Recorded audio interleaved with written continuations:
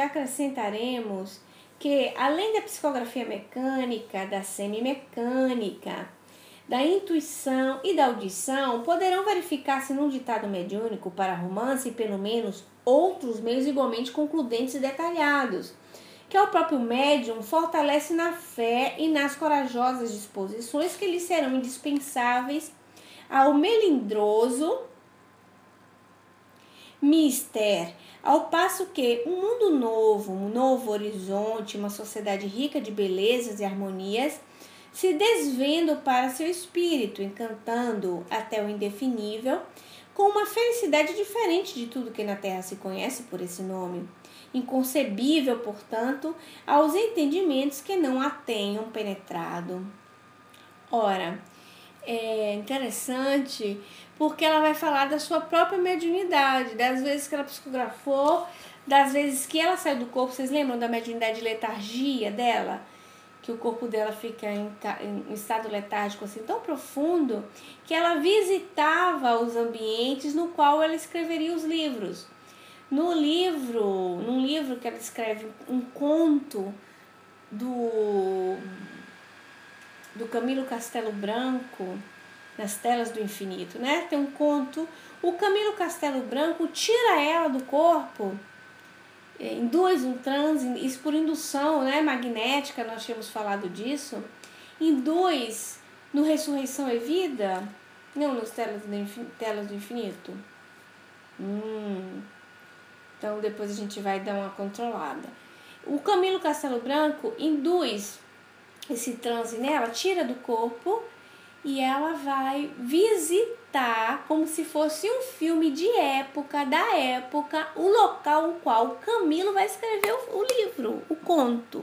Então ela vê o castelo, ela vê os detalhes das ruas da antiga Portugal, ela consegue ver a sujeira das ruas, os ratos nas partes mais pobres, ela consegue presenciar o castelo nos seus mínimos detalhes, e como a dona Edna está falando ali, o próprio Leon Tolstói faz isso também, levando-a para a Rússia. Bom dia, João, beijo. E mexendo no inconsciente dela, né? Porque ela também já teve vivência na Rússia. Ela também já teve vivência em Portugal. Então era somando a fome e a vontade de comer. Conseguia unir as coisas. Então ela ia ver como um cenário de um filme, todas as cenas, ou seja, ela incorporava a realidade, não é? Sabe quando a gente vê, tá dentro? Por exemplo, hoje em dia nós temos os filmes em 3D, e antigamente não existia isso no tempo da Dona Ivone, né? Então quando você tá com aquele óculos de 3D, você tá vivendo a realidade do filme, é como se estivesse dentro. Então, quando o personagem tá lá para cair no buraco, você tem a sensação que tá caindo com o personagem. Quando jogam alguma coisa assim no rosto do personagem, a gente se vira assim, como se estivesse caindo no nosso rosto também. Então, em palavras pobres, logicamente, é como se fosse um filme em 3D, mas muito mais profundo, muito mais real do que o que a gente conhece pelo 3D, era o que vivenciava a Dona Ivone.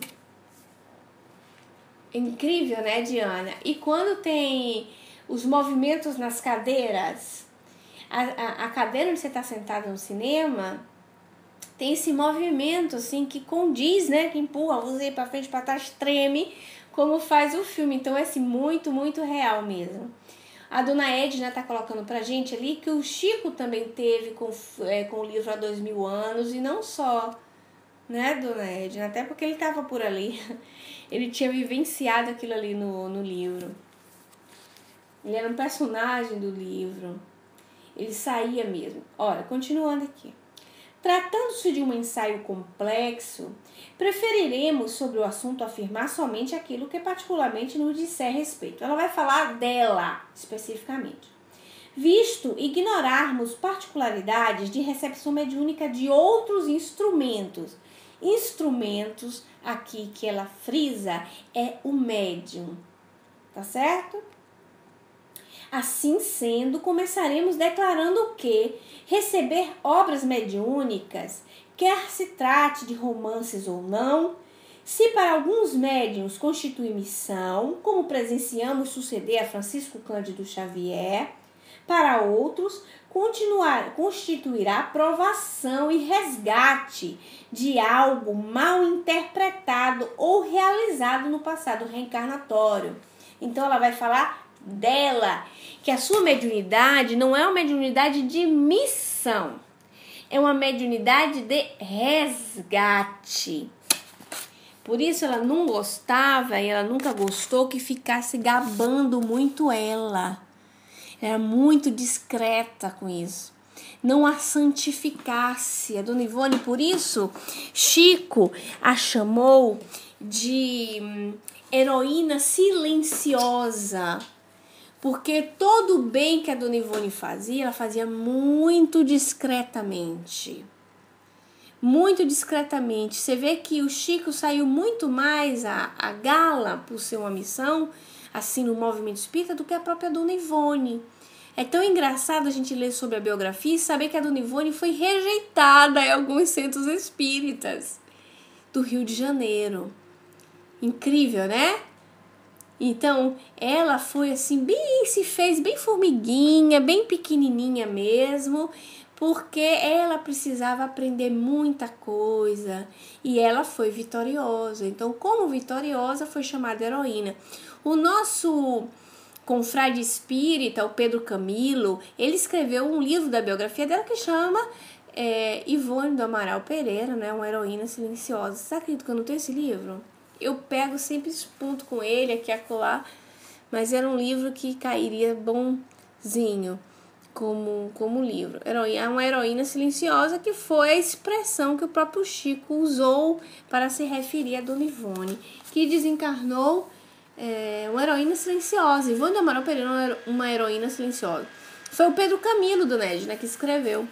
Vou até chamar ele esses tempos também para, quando eu começar Recordações da Mediunidade, e que vai ser o outro, eu vou chamá-lo novamente para fazer conosco uma outra palestra de introdução, né? Para nós.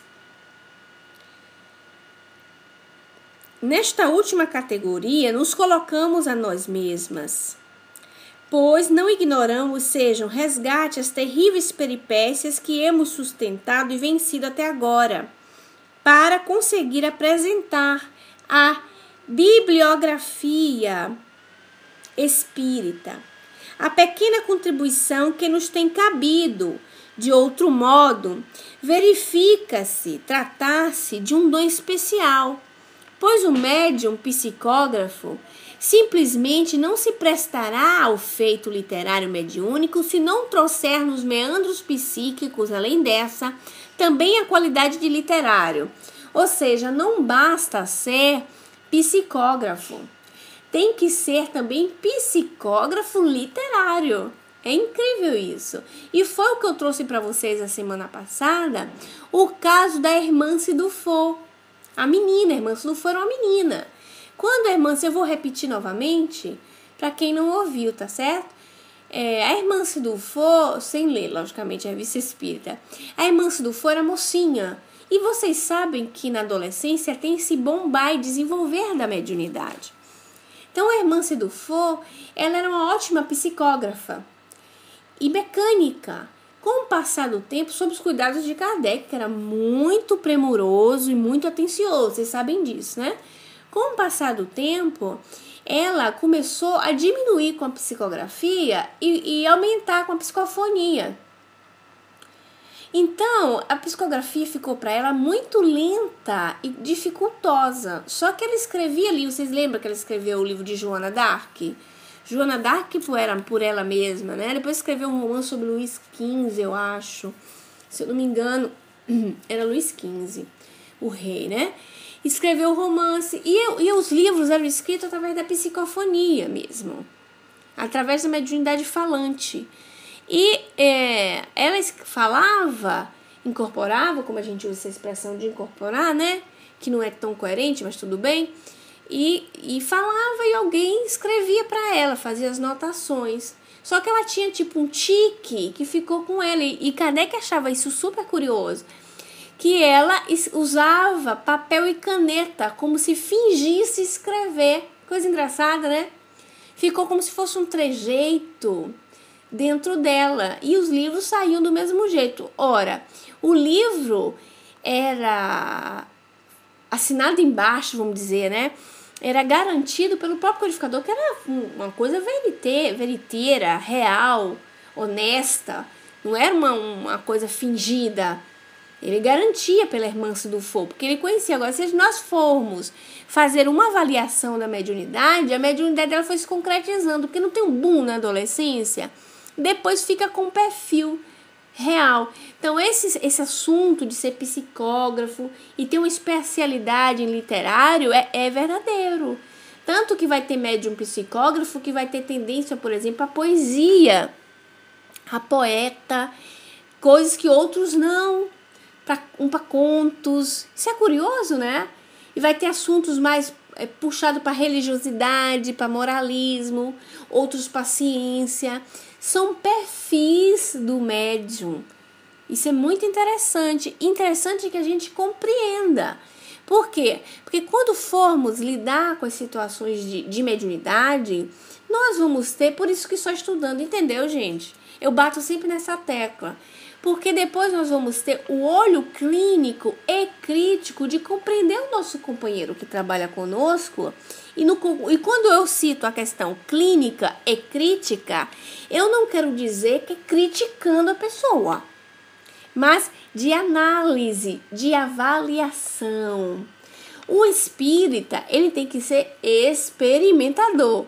Ele tem que compreender, ele tem que saber. Ele não pode só comer, engolir a papa pronta. Ele tem que desenvolver o seu senso crítico. E era isso que a gente fazia na escola, né? Vocês lembram disso? As professoras lá, o senso crítico, principalmente quando nós líamos livros, tinha que fazer redação, desenvolver esse tipo de argumento. O senso crítico. Então, continuando aqui, ó. O médium literário do momento, portanto, teria sido escritor em vidas pregressas ou pelo menos um intelectual inclinado às letras e ao belo, razão pela qual na atualidade possuirá aptidão para obter no espaço obras superiores aos seus próprios conhecimentos do presente.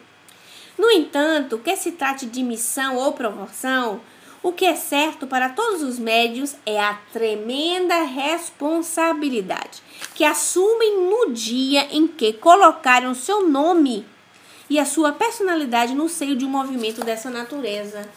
Olhe a grande responsabilidade de escrever um livro através de uma psicografia, seja o método qual for, nós não vamos entrar nesse detalhe, e assinar. Por quê? Porque nós estamos liderando mentes, conduzindo mentes, passando conteúdo para pessoas que vão absorver aquilo ali. Então, psicografar é muito fácil. Escrever um livro também é muito fácil, quando é psicógrafo, né? Quando já tem aptidão. Ter um conteúdo coerente, moralizado, limpo, doutrinário para passar para as pessoas é que tem uma distância muito grande. Então é de uma responsabilidade. A Dona Ivone tem razão ou não tem? Tem.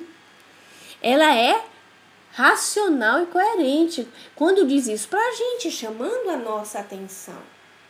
Porque independente seja de como for, de como chega, tem a parte de responsabilidade. Então, é bem provável que o indivíduo tenha sido escritor ou ter lidado com letras. Interessante isso. Porque às vezes é o seguinte, às vezes você tem uma propensão para uma coisa e não é que você foi exatamente aquilo ali. Vamos supor uma coisa. A pessoa, o médium, ele tem tendência a ser um médium de aconselhamento, ele consegue aconselhar para o lado da medicina natural e tal, mas não quer dizer especificamente que ele tem um espírito médico intuindo que ele tenha sido médico na outra encarnação. É provável, pode ser, mas ele pode ter sido, por exemplo, um autodidata, ele pode ter gostado da ciência, não é? Ele pode ter sido um estudioso do assunto, sem ser exatamente médico. Nós podemos todos sermos autodidatas do argumento. Pro lado da poesia, mesma coisa. Pode ser que você não tenha sido um poeta, mas tenha gostado de poesia e ser um autodidata em poesia. Eu tenho uma amiga, por exemplo, que ela não é pintora, mas ela entende de pintura. Vocês entendem onde é que eu tô querendo chegar? Então, ela entende de estilo, de pintura, ela sabe apreciar a pintura. Então, vamos dizer que a pessoa ganha um conhecimento autodidático no assunto, sem ser exatamente um pintor.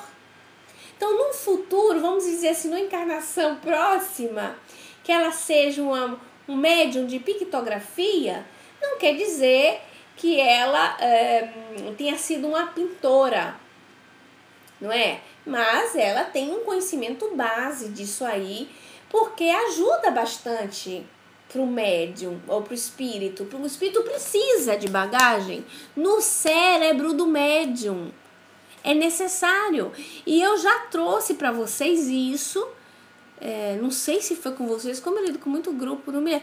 eu trouxe para vocês um estudo dizendo quem foi que trouxe para nós? O Espírito Erasto, dizendo para nós como era o fenômeno da comunicação do espírito com o médium, que era necessário de qualquer jeito passar pelo cérebro do médium. Então, do mesmo jeito que uma mediunidade de psicografia seja mecânica, vai ter que passar pelo cérebro do médium. Vamos lá entender o seguinte, que a espiritualidade, como eu já vi alguns desenhos demonstrando, a espiritualidade isole a consciência do médium, ou seja, conscientemente o médium não sabe o que se está escrevendo, conscientemente. Mas no inconsciente do médium eles vão pegar a bagagem. É claro esse conceito para vocês? Vocês acham que é claro? Ficou claro isso? É importante que vocês entendam isso. Então, o estudo, quem é médium, é importante por isso, porque quanto melhor quanto conteúdo mais sadio nós vamos interiorizando, nós vamos absorvendo, automaticamente nós vamos ter material para espíritos daquele nível. Vocês entendem? Então, olha, moralmente o indivíduo tem que estar limpo, se esforçando todos os dias para ser uma boa pessoa e tal. Intelectualmente também, porque ela vai se enriquecendo, ela vai se instruindo, ela vai se dedicando a uma determinada área e ela vai fornecer bagagem para que os espíritos a procurem como médium para trabalhar com eles. Não é legal isso? É muito legal, né? Não quer dizer que a gente vai se intelectualizar friamente, não é isso. Mas que a instrução é necessário. Eu já ouvi companheiro dizer assim, eu não gosto de ler. Nossa senhora. Dizer pra mim isso é meio que bater, né? Tá bom, então vai ouvir uma coisa, vai se instruir através da audição. Quando a gente lê, a gente escreve também o que lê. Você sabe disso, né, Cláudio? A gente escreve o que lê. Por que a gente escreve o que lê? Para fixar no córtex cerebral. Então a gente lê, escreve, faz anotação, pega uma folha de papel, escreve aquilo que entendeu. Porque quando a gente faz isso, o córtex cerebral ele absorve melhor. Então ele fica o registro. Porque nós usamos, olha bem, eu tô falando com vocês, não tô? Vocês estão usando que sentido? Vamos fazer uma brincadeira agora. Que sentido vocês estão usando? Eu falo, vocês escutam. Qual é o sentido que vocês estão usando? A audição. Só que assim, a dona Edna e a Diana ler também. Então a dona Edna e a Diana, elas utilizam o que também? Como sentido? A visão. Então elas ouvem, leem, a visão. Lá se vão dois sentidos em ação. Vamos dizer que depois que acabar o estudo, elas vão fazer anotações, ao mesmo tempo elas riscam o livro, escrevem frases. Elas estão fazendo o quê? Elas estão usando a escrita, o tato. Então elas vão mexer em uma outra parte do cérebro, vocês estão entendendo? E fixa. Olha como é diferente. Fixa. E aí, interioriza muito melhor. Depois, olha que coisa interessante. Depois que a dona Edna e a Diana ouviu, leu e escreveu, elas vão estar muito mais capacitadas de fazer o quê? Vai usar um outro sentido. Qual é o sentido? A fala. Elas vão passar adiante com muito mais competência de quem só ouviu. Vocês entendem? Elas vão passar muito mais, porque é lógico, elas ativaram no cérebro departamentos do cérebro, como se fossem vários lugarzinhos assim. Elas ativaram no cérebro vários pontos que interagiram entre si. E ao mesmo tempo desenvolvem um trabalho com mais competência. Só que é o seguinte, a dona Edna e a Diana são médiuns de psicografia. Duas médiuns assim bombando, psicografia assim monstruosa, punk, como diz Dudu. Não é? Olha só, punk. Aí, bom dia, Dudu, um beijão pra você. Aí, a dona Edna e a Diana, depois que ativou, vamos lá, tudo de novo. Audição, visão, a escrita através do tato e depois a fala, elas vão estar mais habilitadas, não é? Aí, elas vão ter lá o trabalho mediúnico e vão psicografar.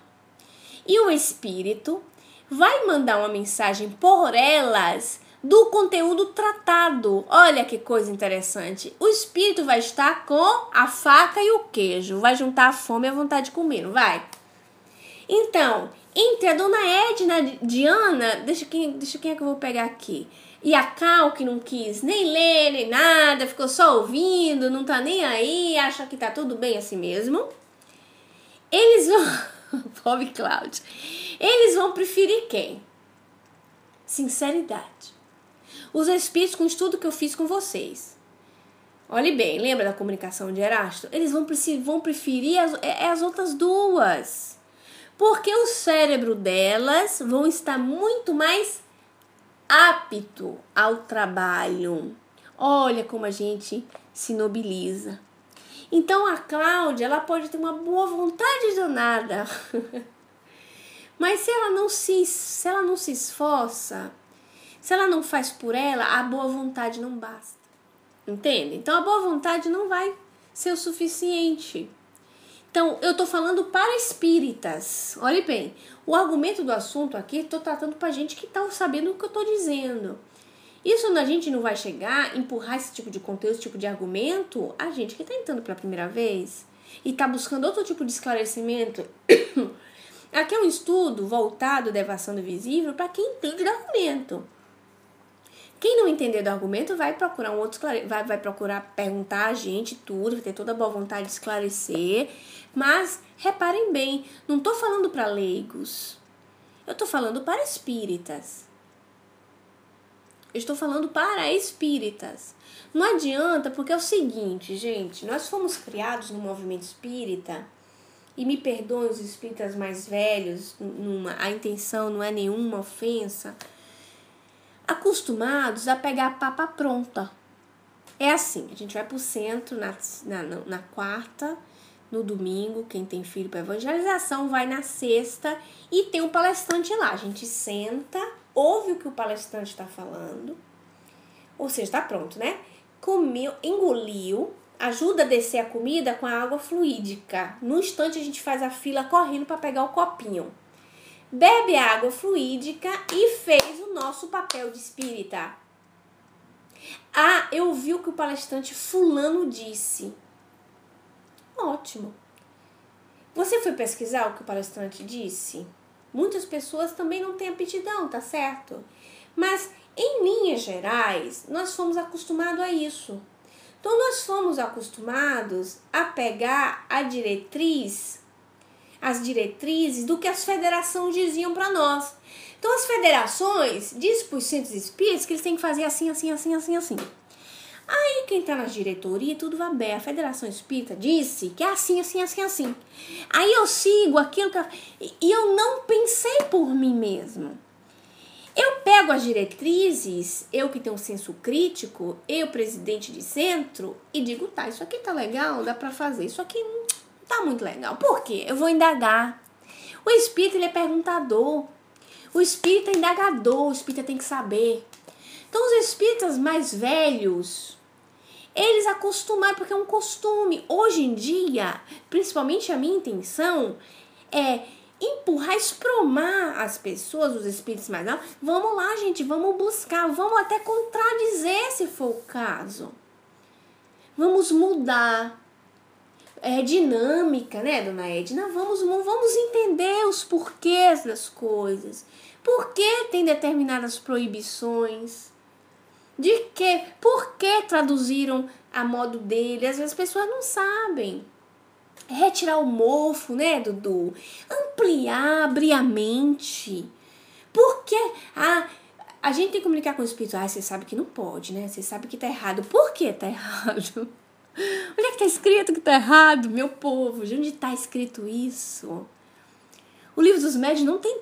Eu me baseio nos livros da codificação. São 5 livros. Depois, o que o André Luiz disse, o que o Emmanuel disse, tá ótimo, é muito lindo as coisas, tudo bem. Mas se contradizer alguma ideia espírita, eu vou ficar com os livros da codificação.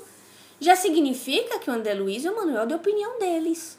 Respeito, tudo bem, mas eu não vou fazer. Porque eu vou ficar com as ideias espíritas que foram estabelecidas pelo controle, que foi feito com todo o capricho, cuidado, amor, dedicação, em várias línguas, em vários lugares do mundo. Eu vou me basear naquilo ali. Se o codificador espírita diz que o espírita é pesquisador, que o espírita tem que experimentar, que o espírita tem que ver, que tem que fazer, que tem que tocar, por que eu vou dizer, não, é proibido? É proibido porque Moisés falou, no mínimo, né? No mínimo foi porque Moisés tinha dito. Não existe isso. Agora, eu, espírita responsável, eu vou educar as massas no qual está lidando comigo a serem coerentes, responsáveis, estudiosos, moralizados, respeitosos, caridosos. Muda tudo, não muda? Só que eu automatizo as pessoas, eu dou autonomia às pessoas de agirem por elas e não ficarem vinculadas às responsabilidades do centro espírita. Porque fulano frequenta o centro espírita e lê o evangelho todo dia.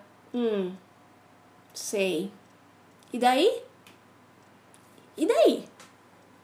Não, é porque ele vai a semana toda, certo? E daí? Muda muito pouco. Muda muito pouco.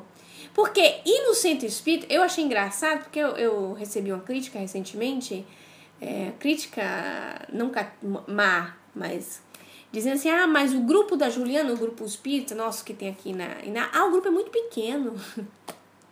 Como se o número de pessoas fizesse diferença.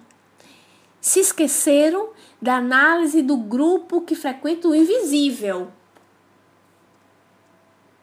Só que é o seguinte, a minha resposta foi assim, interessante, só que Juliana, a instituição espírita é pit stop. Juliana trabalha no mundo, na rua, com gente, peito a peito, na estrada, no meio da rua. Na verdade, o seu centro espírita é seu coração. A instituição serve como pit stop, você vai lá, recarrega as baterias, porque você vai estar com pensamentos em comum acordo. Ai, que gostoso, eu adoraria. Não é? Mas, distante, né, Cláudia? Longe. Então, assim, o trabalho é peito a peito de outro jeito. Então, se eu vou no centro espírita, por exemplo, a dona Edna ali sabe que lida com o centro espírita e tem, por exemplo, um grupo de costura, que é uma coisa linda, né, dona Edna? E a pessoa vai lá, vai no grupo de costura e acha que fez a parte dela e acabou? Não. Quem disse? Não. Tem muito mais do que isso. Muito mais. Porque preparar alguma coisa de dar de comer para quem tá com fome é fácil. É fácil demais. Mas vai escutar a pessoa 3 horas da manhã que tá precisando de um ombro amigo. Vai adivinhar que ela tá precisando da sua ajuda e vai bater lá na porta dela, querendo ela ou não. Vai formar grupo de oração dentro da casa da pessoa. Deixa de ir no centro naquele dia e se transfere todo mundo para casa do companheiro que está necessitado. Não, tem que ser lá no centro, porque lá no centro que tem um ambiente. O que é que vocês acham? Tá de rir, né? Já a pessoa tá cheia de necessidade pessoal, vai ter cabeça para chegar até o centro? A gente não sabe da dificuldade da pessoa. A gente não tá comendo, dormindo com a pessoa. Como disse Jesus, a gente não tá andando na sandália dela, ué. Não é? A gente não tá andando. Vamos transferir a reunião. O companheiro, não vou na reunião hoje. Isso é porque eu tô falando do meu dia a dia, viu, gente? Então, tô dando os exemplos. Não vou na reunião hoje, porque eu estou com meu filho doente em casa. Procura-se saber se é possível, logicamente, tem que saber o que é se é possível. E se transfere o pequeno grupo para casa da pessoa. Então vamos aí. O ambiente espírita é no nosso coração. Só que assim, se é possível estarmos juntos num ambiente em comum, sempre naquele lugar, é melhor.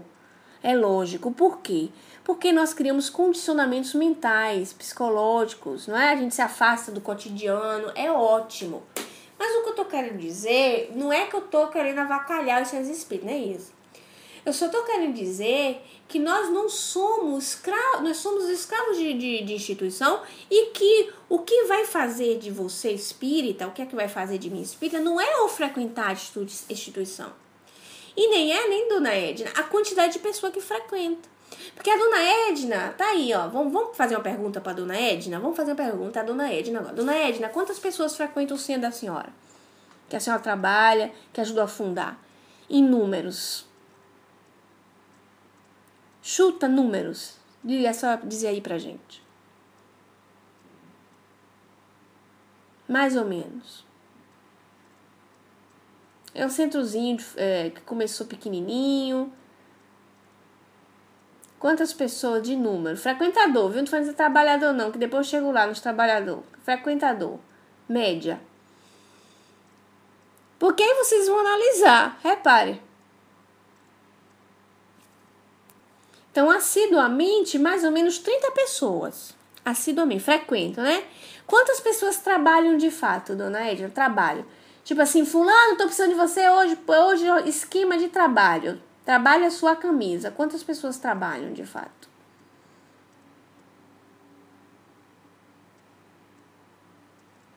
Não precisa dar um número exato, não. Pode dar uma chutada. E dessa vez não tem que ser muito indulgente, não, porque eu preciso de números práticos. Tá vendo? 8 pessoas. 8 pessoas em 30 pessoas. Vocês estão entendendo o que é que eu tô querendo chegar? Vocês estão entendendo? Os outros 22 é espírita de frequentar. O verdadeiro espírita é aquele que combate sua má inclinação todos os dias e não tem espírita sem trabalho. De um jeito tem que estar trabalhando. Se você frequenta a instituição, você tem que estar servindo a instituição. De algum modo ou outro, você tem que estar dando de si.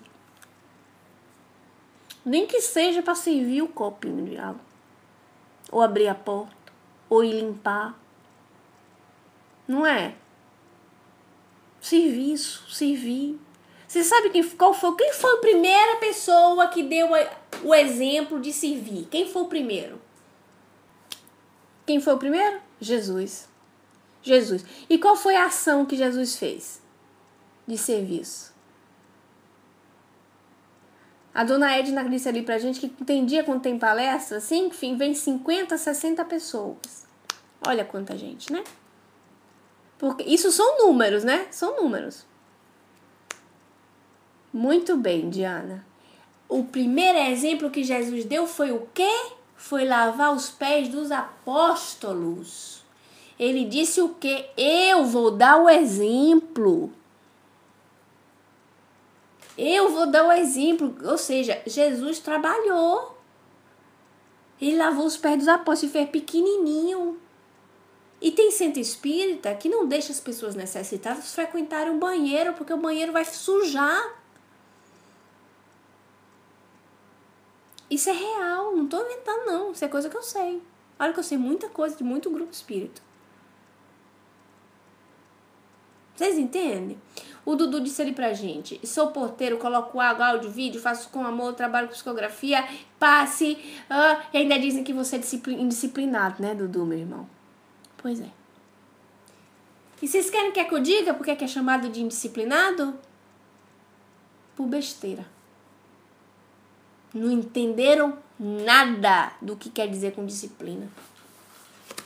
Nada. Não entenderam nada. Sim, mas é a realidade. Tá falando de fatos. São fatos reais. Não desejaremos, vamos voltar aqui, abordar a iniciação, por assim dizer, necessária ao médium, a fim de servir de instrumentação fácil sob direção dos amigos espirituais que dele desejarem utilizar-se para labores mediúnicos em geral.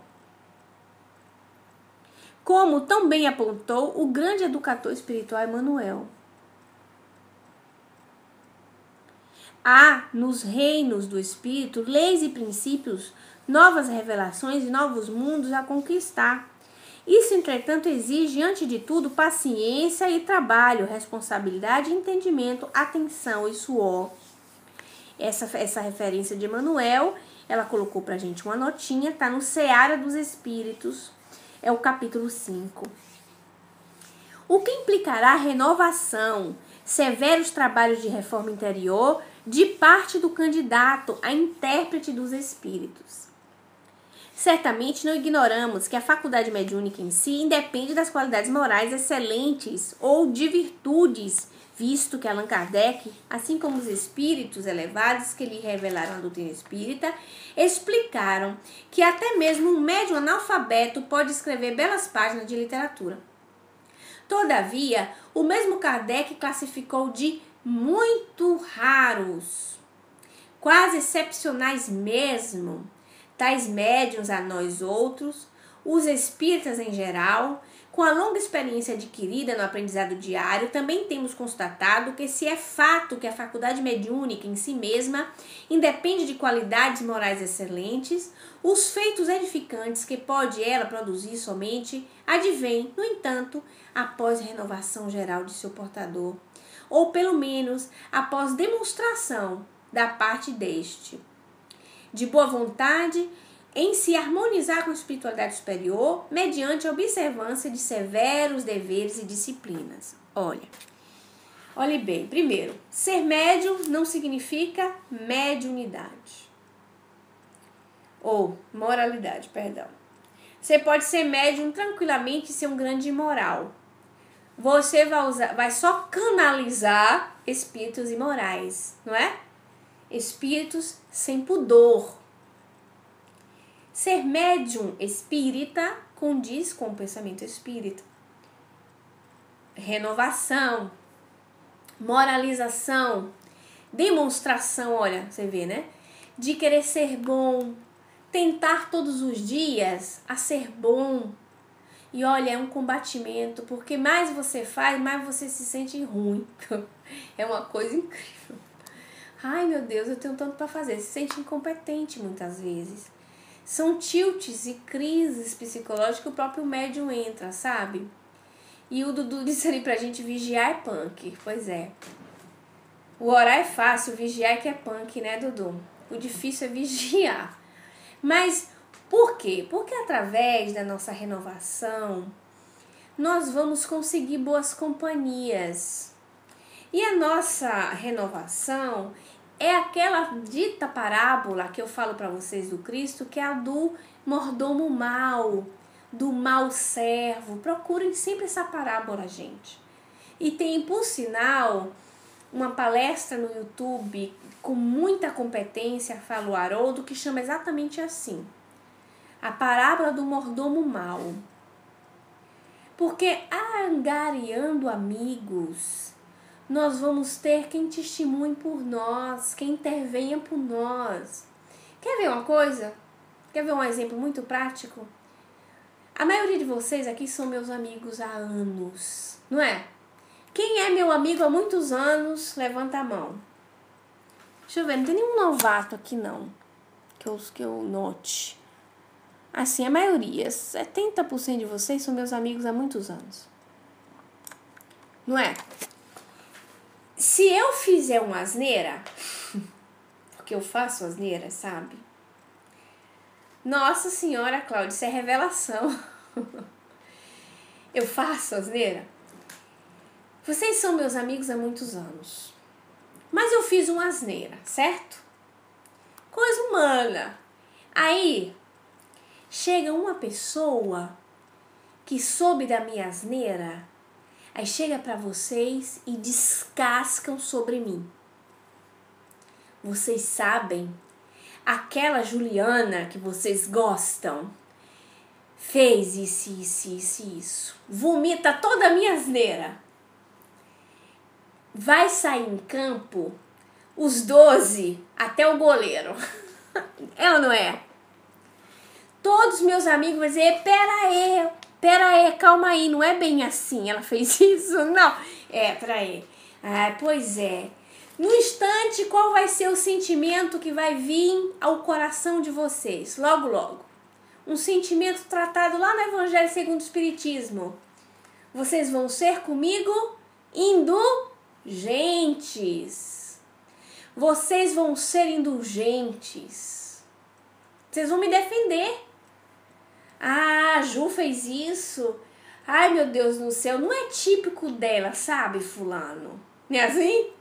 Ela não devia estar bem, coitada, não sei, sabe? Eu acho que ela devia estar passando por um problema. No instante, os 12 que entrarem em campo vão sair com 1000 qualidades de Juliana, que aquela pessoa que está descascando em Juliana, né?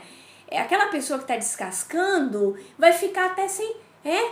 vai ficar sem ação, porque, puxa vida, olha quanta gente vai estar me defendendo. É assim ou não é?